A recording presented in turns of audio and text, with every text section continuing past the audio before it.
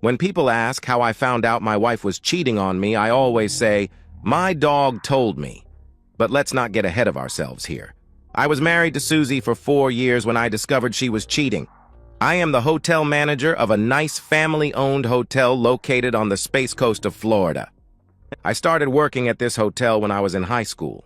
Now, 12 years later, I run the place. I love it. My dream is to one day own a hotel just like this. I met my wife Susie while I was in junior college, taking classes in hotel management. She was studying secretarial science. We dated a year, then married.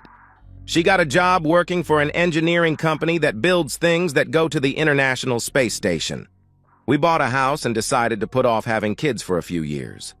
Our house has a big backyard, and I wanted a dog. Susie liked dogs, so there were no objections from her, but she let me know in no uncertain terms it would be my dog. She would play with it, but I would be responsible for its care. I made it known at work that I was in the market for a dog, and one of my employees said he had the perfect pet for me. His female mini schnauzer had given birth to a litter of puppies, and he was selling them. He went on and on about how this breed would be perfect for me. I decided to have a look, and one day when the pups were weaned, I followed him to his house. There in his backyard sat his wife playing with 5 little 8-week-old pups. They were all busy wrestling with each other and did not seem to pay me any attention. That is, until this one little black puppy saw me. He left his brothers and sisters and came directly to me. He cried until I picked him up. I played with him for a few minutes, then sat him down. He was not having it. He cried until I picked him up again. "Looks like he picked you," said my friend's wife. That settled it. I bought the little fellow and took him home with me. I played with him that evening and then made him a bed on the patio. That did not work. He cried and howled until I had to let him inside the house. He slept on one of my old shirts next to the bed for a few months. Then, when he was old enough to jump up on the bed, he slept at my feet. My wife was moving up at work. She was made executive assistant to the CEO of the company. This guy, Paul Jennings, is not only the CEO, but he is an engineer and is the head of the design department. He's about 50 years old and married with 3 kids, ages 7, 10, and 12 years old. He married late in life to the daughter of the founder of the company. That guy is dead now, and Paul's wife is the sole owner. This company has made millions working with NASA, developing all sorts of tools and devices that go into space. Now they are working on the Moon Project. That's what Susie goes on and on about. Paul is so smart. He will be remembered in history like Einstein. I doubt it. Paul is a graduate of the University of Florida and a big fan and supporter of the football team. I had seen his office when I attended a Christmas party held at the company. He was definitely a big fan of Florida football. Everything he had in that office came from the fan shop at the university. Back to how I caught my wife cheating. I came home from work one day and went to find Cisco. That's my dog, named after the head of the space station on the series Deep Space Nine, the Cisco. He likes playing in the backyard sometimes during the day, and I had installed a doggy door so he could come and go as he liked. Today, he met me with something in his mouth. When I took it from him, I suspected my wife was cheating with her boss and at my house. What Cisco had brought me was a pair of University of Florida boxer shorts. They were blue with little orange alligators all over them. Shit. I love Susie, but I am not going to put up with a cheater. But what if there is some logical explanation? Or maybe she has a clever lie prepared about how Paul's underwear ended up in Cisco's possession. I need to make sure before I make a big mistake. At the hotel, we have cameras everywhere. The lobby, the halls, the beach area, and the parking lot are all covered, so not only our guests can feel safe, but it limits our liability. I have an IT guy who I contract this work out to. I contacted him the next morning. After swearing him to secrecy, I explained my situation. I figured that since Susie knows I am in the motel business and that I know everyone in a good 75-mile radius of here, she and Paul did not want to risk going to a motel and one of my friends calling me. That's why they are using my house. My IT friend said he could hide cameras so well that no one would ever suspect they were there. I took off work and watched as he installed cameras all over my house. Every room had a camera, even the bathrooms. There were cameras at the front door and the patio. I could access them anytime on my phone, and everything was uploaded to the cloud. The next day, I watched Cisco chase birds in the backyard, then he took a nap on my bed. Susie came home a little before I left the hotel. She changed clothes and started supper. A typical workday afternoon. The next day, I was busy with some tourists in the lobby, and then I helped redesign a flower bed in front of the hotel. At lunch, I checked my phone expecting to see Cisco napping on my bed. Wrong. Susie was naked on her hands and knees, while Paul stood beside the bed, also naked. His flabby stomach and wrinkled 50-year-old ass made me wonder what my 24-year-old wife saw in him. His Johnson was not as big as mine, and his body had not seen the sun in ages. His face was red as a rose. The guy did not look healthy. She rolled him over and kissed his mouth using plenty of tongues. She was moving around, and his limp Johansson fell out. "Maybe you should see a doctor and get some of those little blue pills," she answered. "I'll do that. Simmons in accounting said they worked for him. He buys them off the internet." "Why don't you shower first? I'll wait." He went into the bathroom while she lay on the bed. Paul came out of the bathroom, dressed, and left. Susie sat on the commode and then showered. She changed the sheets on the bed, then she left. Cisco came into the room, sniffed around, then took his nap. I went to the cloud and watched the events from when they drove up in separate cars. They went into the bedroom and shut the door. "Did you ever find my boxers? I know that dog took them," he asked. "No, but don't worry. If he took them, he probably buried them in the backyard. He is always digging holes and burying things," she replied. "That's fine. I have others. Are you sure your husband does not suspect? You know, about us?" "Oh, hell no. He is clueless. All that dumbass thinks or talks about is that stupid little hotel. He doesn't suspect a thing." "What about your wife?" "About the same.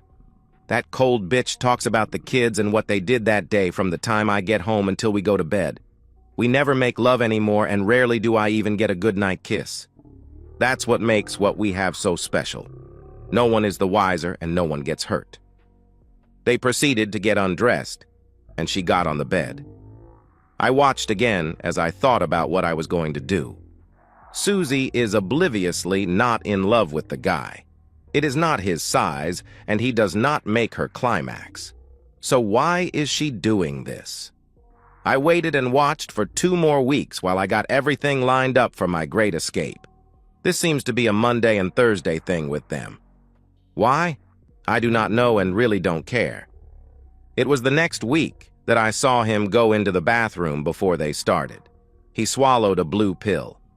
His performance was not that much better, but he did it twice before calling it quits. After 2 weeks, I had enough footage on video to put my plan into action. I took off Thursday and waited around the corner from my house. Right on time, they showed up. When I saw Paul take the blue pill and then get naked, I pulled up in front of my house. By the time I walked into my bedroom, Susie was on her hands and knees sucking. "Why don't you two stop what you are doing and come into the living room? We need to talk." Susie screamed and tried to cover herself. I guess she thought I was going to take a picture. She would find out in a few minutes it was way too late to be worried about that. Paul turned away and did not say a word. I waited about 5 minutes for them to get dressed and then come into the living room. I could hear muttered voices but could not make out what they were saying. When they walked in, I was sitting in the only chair. That meant they had to sit on the couch together facing the television. I hit play on the remote. There on the 75-inch flat screen was a compilation of the last 3 weeks that I had recorded.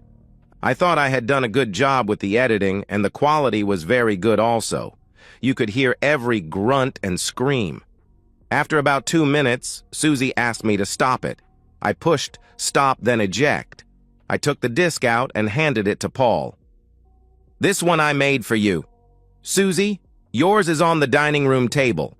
I have the original, and there are no more copies, I assure you. Paul, I am willing to sell you the original if you like." "How much?" was all he said. $500,000. "That's outrageous," he replied.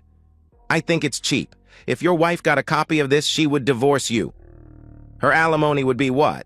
$25,000 or $30,000 a month? And child support for 3 kids? Another $10,000 a month? You're a millionaire, Paul. The courts would look at your last 3 years' income and may even order you to pay more. But then your wife owns the company, right? You may be out of a job. $500,000 is cheap considering all the problems I could cause you." "Where is he going to get that kind of money?" Susie is thinking of him, not our marriage. "Paul has that and more squirreled away. Right, Paul? In those NASA contracts, there are hammers for the space station that cost $10,000.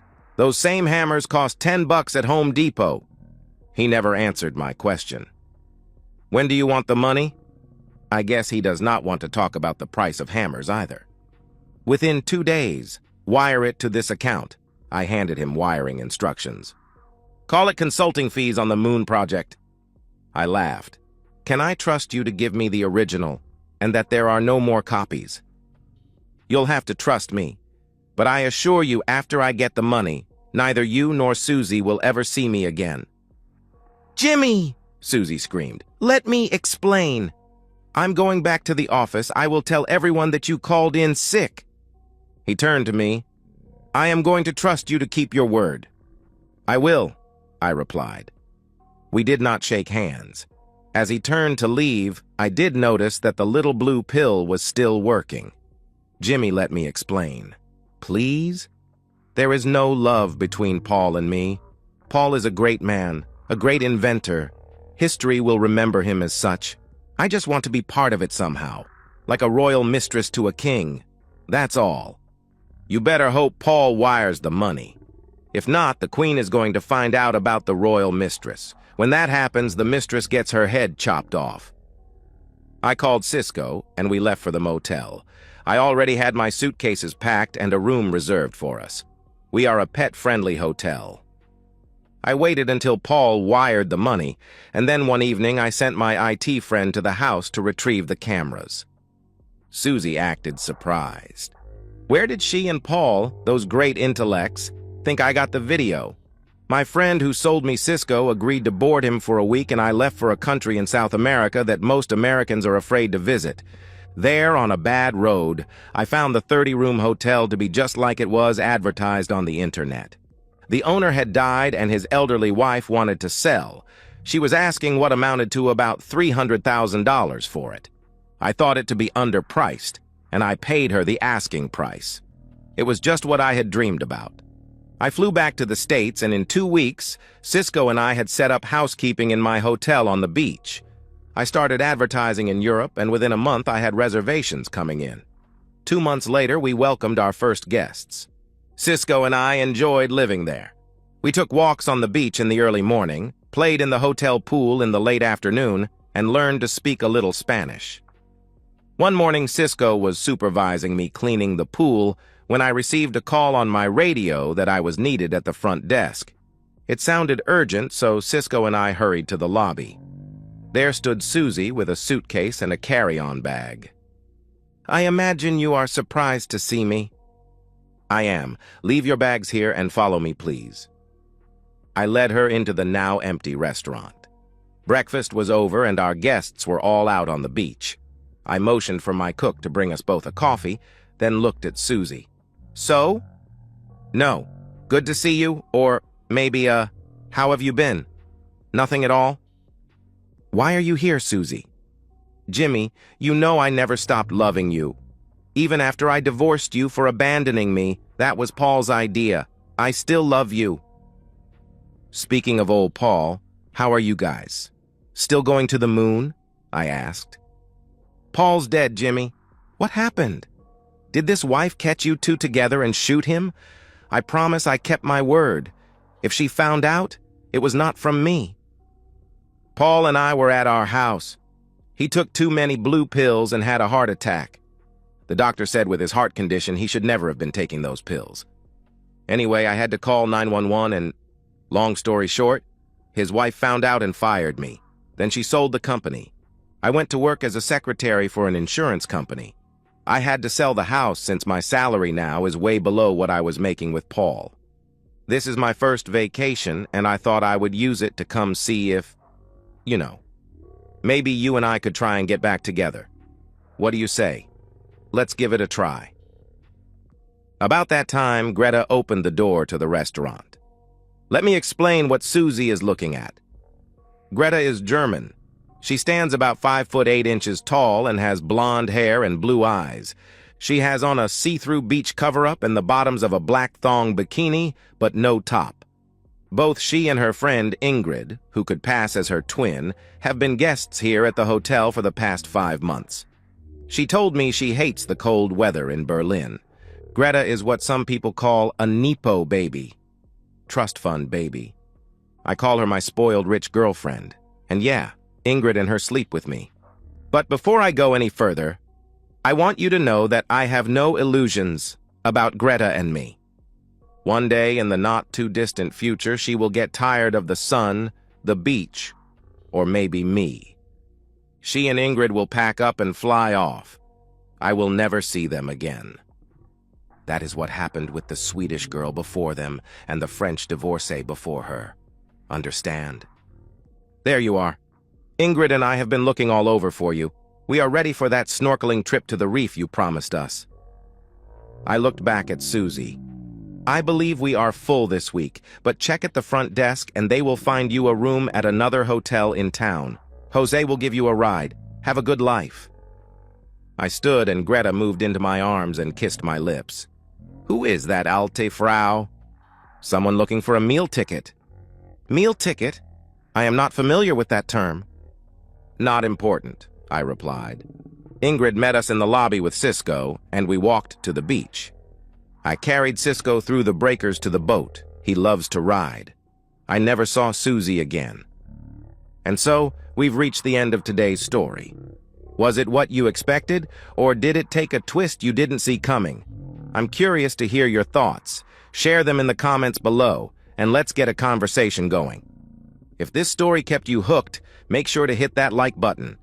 And if you're new here or just haven't subscribed yet, now's the perfect time to join our community. I bring you fresh, captivating stories every day, so click that subscribe button and turn on notifications so you never miss out. Thanks for watching, and I'll see you in the next one.